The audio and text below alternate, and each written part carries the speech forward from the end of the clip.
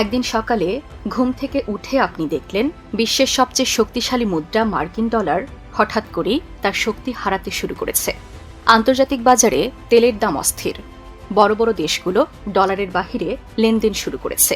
আর সংবাদ মাধ্যমে ঘুরছে একটাই প্রশ্ন, বিশ্ব অর্থনীতিতে ডলারের আধিপত্য কি শেষের পথে? কিন্তু কেন এমন হচ্ছে? যে মুদ্রা প্রায় ৮০ বছর ধরে পুরো পৃথিবীর অর্থনীতিকে নিয়ন্ত্রণ করে এসেছে, তার দিন কি সত্যিই ফুরিয়ে আসছে, নাকি এটি শুধু এক নতুন বৈশ্বিক শক্তির লড়াইয়ের সূচনা? চলুন বিশ্বপ্রান্তরের আজকের পর্বে আমরা খুঁজে দেখি এই প্রশ্নগুলোর পেছনের বাস্তবতা আসলে কি।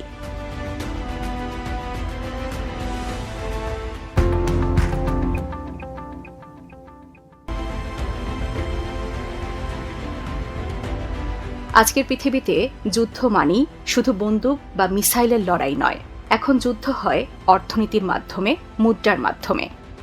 আর সেই যুদ্ধে এতদিন এককভাবে রাজত্ব করেছে ডলার। কিন্তু সময় বদলাচ্ছে, আর সেই সঙ্গে উঠছে এক বড় প্রশ্ন, বিশ্ব অর্থনীতিতে ডলারের এই দীর্ঘদিনের রাজত্ব কি তবে শেষের পথে?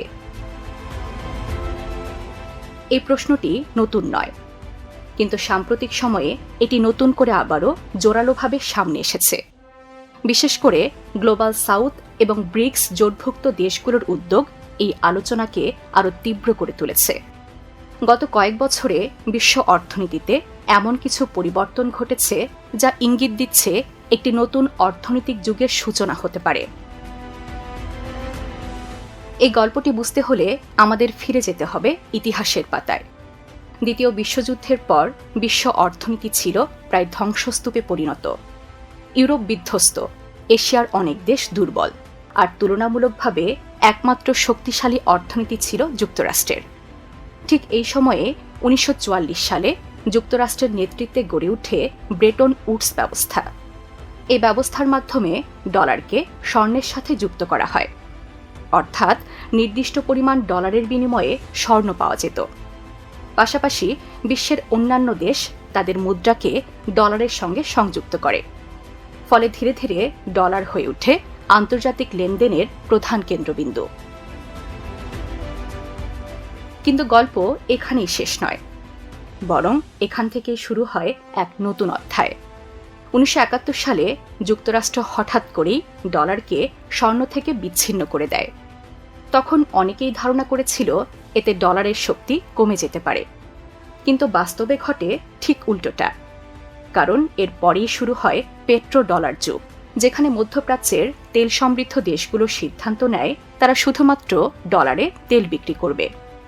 এই এক সিদ্ধান্তই ডলারকে এমন এক উচ্চতায় পৌঁছে দেয় যেখানে এটি আর শুধু একটি মুদ্রা নয়, বরং পুরো বিশ্ব অর্থনীতির অক্সিজেন হয়ে ওঠে। বর্তমানে বৈশ্বিক বাণিজ্যের ৮০%-এরও বেশি লেনদেন এখনও ডলারে সম্পূর্ণ হয়।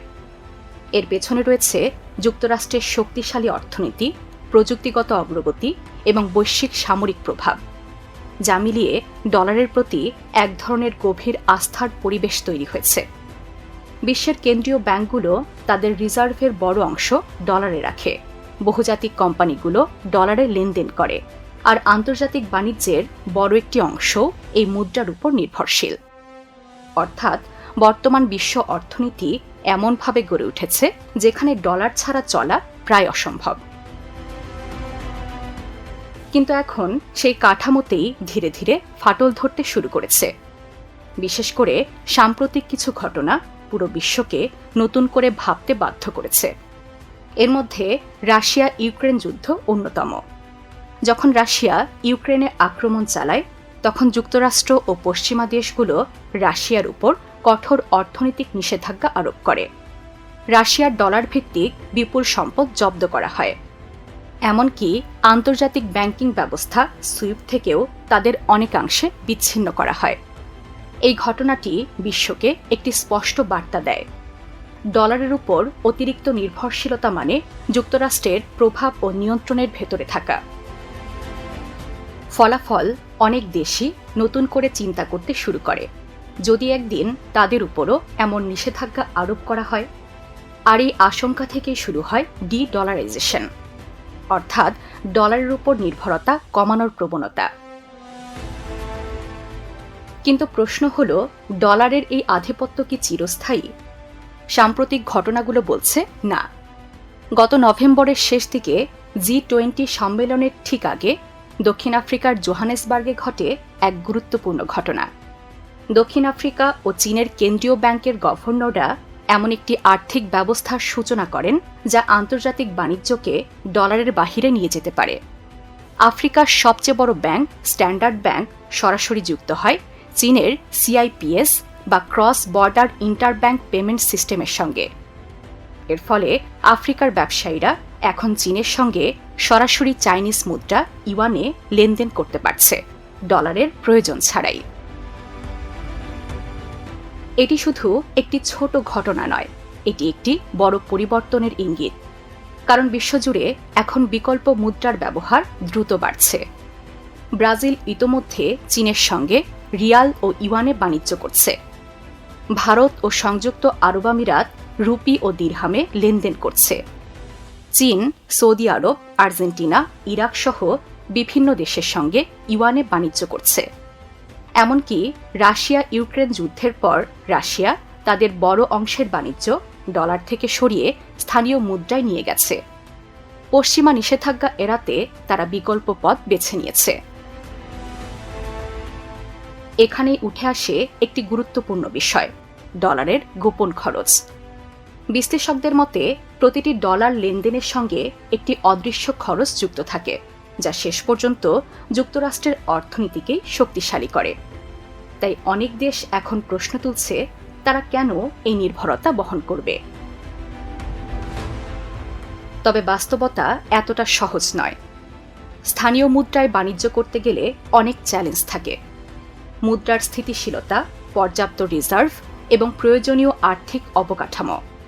তাই ডলারকে পুরোপুরি বাদ দেওয়া এখনো কঠিন। কিন্তু তবুও পরিবর্তন থেমে নেই। বিশেষ করে ব্রিক্স জোট এখন একটি বড় ভূমিকা রাখতে যাচ্ছে।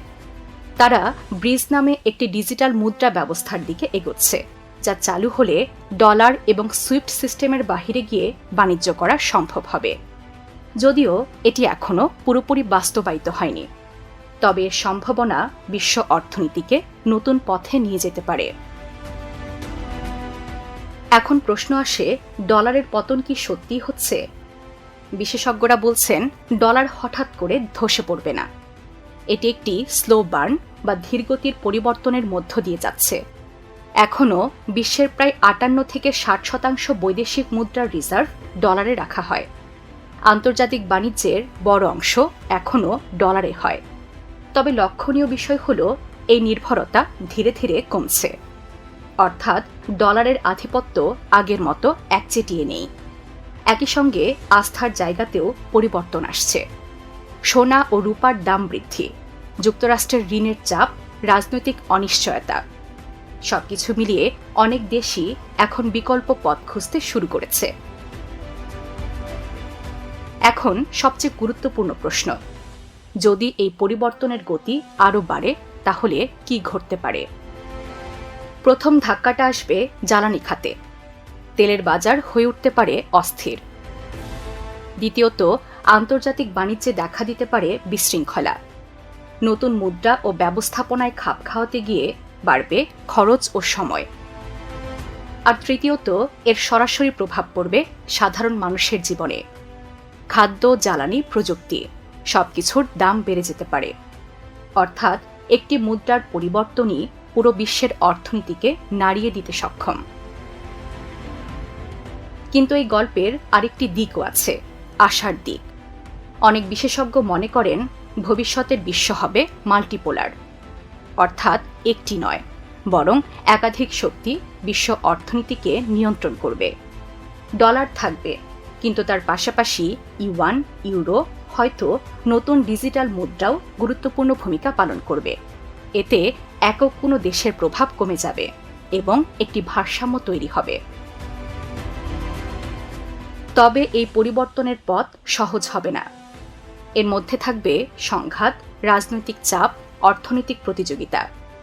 কারণ একটি বিষয় পরিষ্কার, মুদ্রার উপর নিয়ন্ত্রণ মানে ক্ষমতার উপর নিয়ন্ত্রণ, আর এই ক্ষমতা কেউ সহজে ছাড়তে চায় না। সব মিলিয়ে আমরা এখন এমন একটি সময়ের মধ্য দিয়ে যাচ্ছি যেখানে বিশ্ব অর্থনীতির ভিত্তি ধীরে ধীরে পরিবর্তিত হচ্ছে।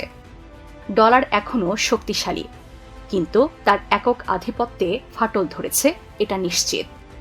হয়তো খুব শীঘ্রই আমরা এমন একটি পৃথিবী দেখতে যাচ্ছি যেখানে অর্থনীতির ভাষা একটিই হবে না, বরং একাধিক শক্তির সমন্বয়ে তৈরি হবে নতুন এক বিশ্ব ব্যবস্থা। বিশ্ব অর্থনীতিতে মার্কিন ডলারের আধিপত্য কি শেষ হচ্ছে? আপনার মতামত আমাদেরকে জানিয়ে দিন কমেন্ট বক্সে।